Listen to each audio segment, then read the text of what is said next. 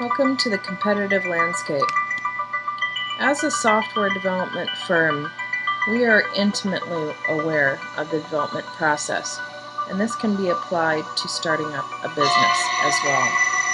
When developing a business or a new software package, you first need to create something and then test that particular item, and of course, analyze. You go around in this cycle, create, test, and analyze as the development process. We want to make sure also as starting up a new business that we think of things from all different angles,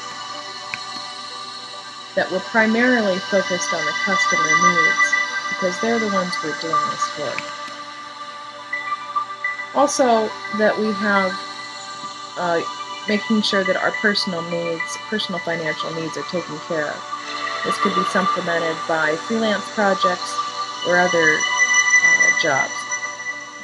Keeping in mind, of course, that we have only so much time to be able to devote to the primary business as well.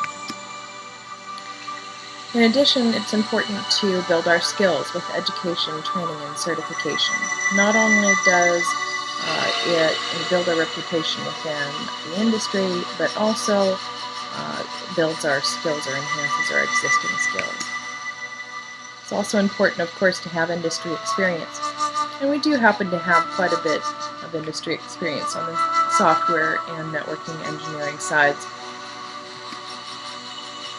We also want to make sure that we do incremental changes throughout the business cycle, and that we focus on our partnerships, not only utilizing those resources not only within our professional network, but also within the service providers that we utilize for our clients. This will help to position us to best serve our customers' needs by intimately knowing the system, or if we don't have answers immediately, to be able to contact those through those partnerships to attain additional support that we might need as well. Handling change is really a big part of running your own business, especially a small business. There's a lot of risk, so you want to be able to handle change. There's no doubt that change is hard. Many large corporations are failing because they do not change. And the advantage of a small business, or the opportunity with a small business, is to be able to handle that change and adapt more quickly. So you really have to plan for it. And as a software development firm, this is what we do every day. We plan for change. We also iterate. And we iterate in small and often, so that they're manageable changes. When you start to go through this process of making these small changes, after a time you'll become more comfortable with the sense of not knowing what might come up next. Our return on investment is really simple.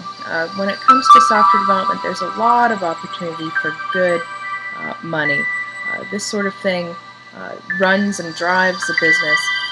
Software development in general will help to run all sorts of processes for businesses, and it's very important to them. So also it's quite expensive.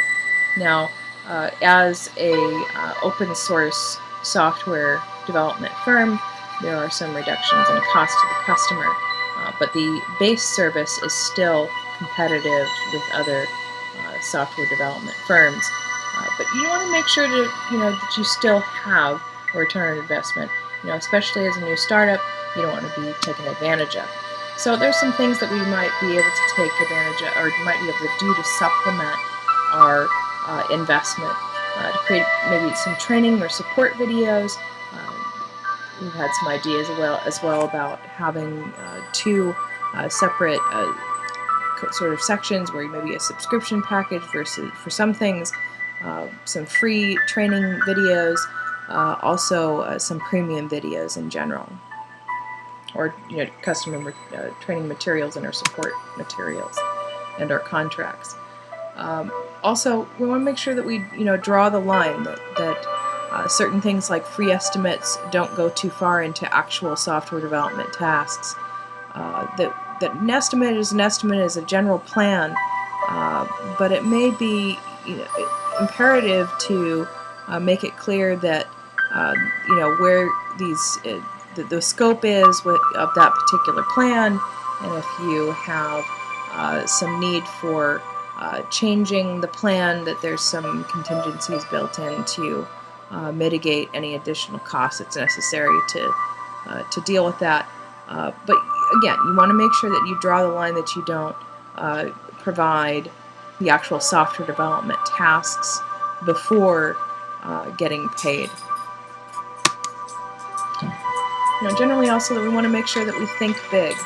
How does this apply to other clients and feeding back into the system? And whenever you do something, to think about automating. Don't do the same thing twice. Script it. In the software development world, this is very important. You don't want to do the same thing over and over. There's also some other services that we've thought about in reference to service level agreements and checkups to upgrade their existing systems. It's important to keep in contact with your existing contracts and clients, as they will likely generate additional revenue for you in the future. The score test was quite interesting. I did receive a score of 34, which was just below the top tier of 36 and above was like your best position for being an entrepreneur. But I think that it's for pretty good reason. There's a few questions in here that were quite money-centric and all about not trusting people, more from the perspective of making the most money within the shortest amount of time.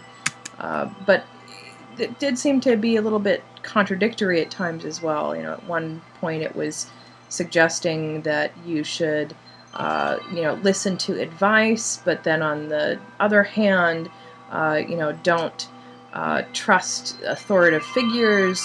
So it seemed a little bit interesting the way the score test was administered questions. And I think that some of these questions were a little bit uncomfortable for me because we are a family business, and we also are concerned about community and open source innovation, those sorts of concepts. So, being a small business, I think that it's really important, and a lot of people are interested in being conscientious in this manner, and being collaborative in this manner as well. So, I think that there's a little bit more to business than just making money. In summary,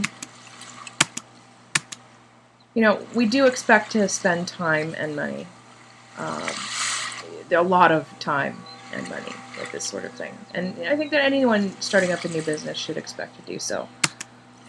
You want to make sure to ask a lot of questions. Ask them of your peers, of your clients, of yourself, of your service contracts that you have with other companies, partnerships in general.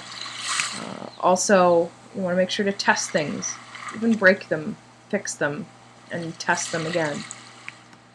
And then just ultimately be honest. Be honest with yourself, be honest with your partners, be honest with your clients, and you will be the most successful that way. Thank you, and have a good day.